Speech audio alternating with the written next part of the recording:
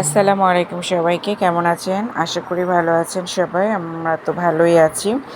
প্রতিদিনের ব্লগ নিয়ে আমাদের ব্লগ। আপনাদের যদি চ্যানেলটা ভালো লেগে থাকে, আমার ছোট ছোট রোজকার রেগুলার রান্নাগুলো যদি ভালো লেগে থাকে, আমার চ্যানেলটা একটু সাবস্ক্রাইব করে দেবেন এবং লাইক কমেন্ট করে পাশে থাকবেন। আসলে এখানে কোনো স্পেশাল রান্না বা বিশেষ ধরনের কোনো রান্নার জন্য এটা না।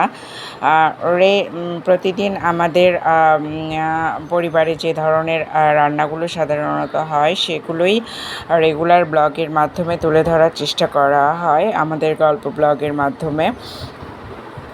তো আজকেও প্রতিদিনের মতো রান্না করছি। তো রান্নার জন্য আমি প্রথমে একটা ফ্রাই প্যানে পেঁয়াজটা নিয়ে নিয়েছি। আর আমি রান্না সাধারণত সরিষার তেল দিয়েই করি।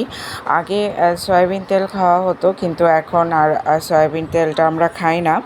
এখন সরিষার তেলটাই আমরা রান্নাতে ব্যবহার করে থাকি। আর সরিষার তেল খাওয়ার কারণ হচ্ছে সরিষার তেলটা স্বাস্থ্যকর। আর এখন পেঁয়াজটাকে আমি খুব বেশি লাল করে নিলাম না, জাস্ট একটু নরম করে নিলাম। আর এরপরে আমি আদা বাটা রসুন বাটা দিয়ে দিলাম। আপনারা যদি চান পেঁয়াজটাকে আর একটু ব্রাউন কালার আসা পর্যন্ত অপেক্ষা করতে পারেন। তবে সবসময় যে পেঁয়াজকে ব্রাউন কালার করেই রান্না করতে হবে এমন না। তবে একটা জিনিস সবসময় খেয়াল রাখতে হবে, যেন পেঁয়াজটা পুড়ে না যায়। পেঁয়াজটা পুড়ে গেলে কিন্তু তরকারির রঙটা খারাপ হয়ে যাবে এবং তরকারি খেতেও তিতা তিতা লাগবে এবং কালো দেখাবে।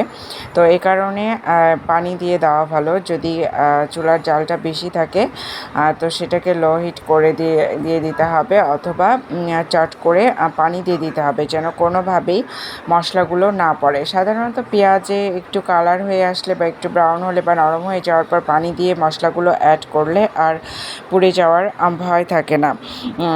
আর তরকারিটা আসলে রঙটা যদি দেখতে ভালো না হয় সেক্ষেত্রে কিন্তু তরকারিটা খেতেও ভালো হবে না।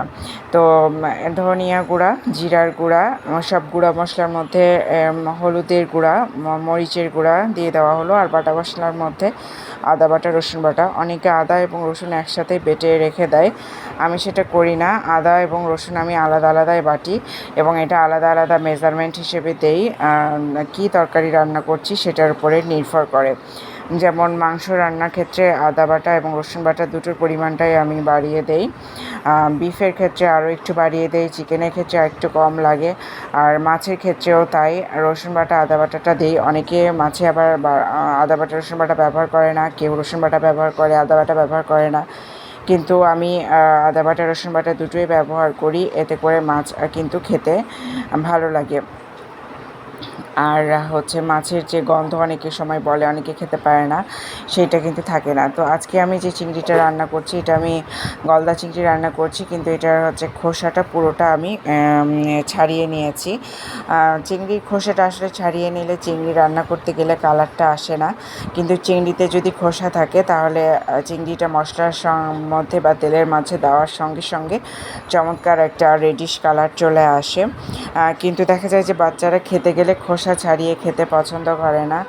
আমার ছেলে ইব্রাহিম তো প্রায়ই বলে যে কেন খোসা রেখেছি, খোসাটা কেন খুলে ফেলিনি। তো সে কারণে আজকে আমি একদম খোসা ছাড়িয়ে নিয়েই রান্না করছি। আবার কখনো কখনো আমি খোসা সহ রান্না করি। আসলে খোসা সহ রান্না করলে দেখতে ভালো লাগে, এটাই যা। খোসা সহ বা খোসা ছাড়া কিন্তু স্বাদের তারতম্য এটার মধ্যে কোনো কিছুই ভ্যারি করে না। তো চিংড়িগুলো আমি হালকা একটু মশলার সঙ্গে কষিয়ে নিয়ে উঠিয়ে নেব। আর চিংড়িটা বেশিক্ষণ ধরে রান্না করলে রাবারি হয়ে যায়, তখন কিন্তু এটা খেতেও একদমই ভালো লাগে না। চিংড়ি মাছ যত কম তাপে রান্না করা যায়, মানে যত দ্রুত রান্না করে নেওয়া যায় ততই ভালো। আর এখানে আমি দিয়ে দিয়েছি ডাঁটা। এই ডাঁটা দিয়ে কিন্তু এই গরমের সময়ে চিংড়ি মাছ রান্নাটা বেশ ভালো লাগে। এবং খোসাসহ চিংড়ি যদি রান্না করা হয় তাহলে এই তরকারিটাও দেখতে অন্যরকম সুন্দর লাগে, কারণ ডাঁটার রঙটা সবুজ থাকে থাকে আর চিংড়ির রঙটা লাল থাকে। আর মাখা মাখা গ্রেভি করলে লাল সবুজের যে তরকারিটা হয় সেটা আসলে দেখতেও যেমন সুন্দর হয়, খেতেও তেমন সুন্দর হয়।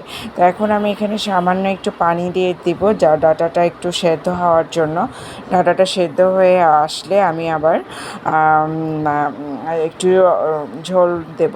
তবে সেখানে কিন্তু একদম বেশি ঝোল হবে না, অল্প পানি দিয়ে ঝোল দিব এবং ঝোলে বলক চলে আসলে চিংড়িটা দিয়ে মাখো মাখো অবস্থায় নামিয়ে নিতে হবে।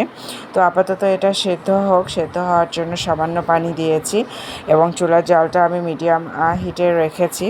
ডাঁটাগুলো সেদ্ধ হতে কিন্তু খুব বেশি সময় লাগে না, তবে এটা হচ্ছে কচুরলতির মতো না। কচুরলতি একদমই গলে যায়, সেখানে পানি দেওয়ার খুব একটা প্রয়োজন হয় না এবং খুব সামান্য পানি দিতে হয় যদি দেওয়াও হয়, কারণ বেশি পানি দিলে কচুরলতিটা কিন্তু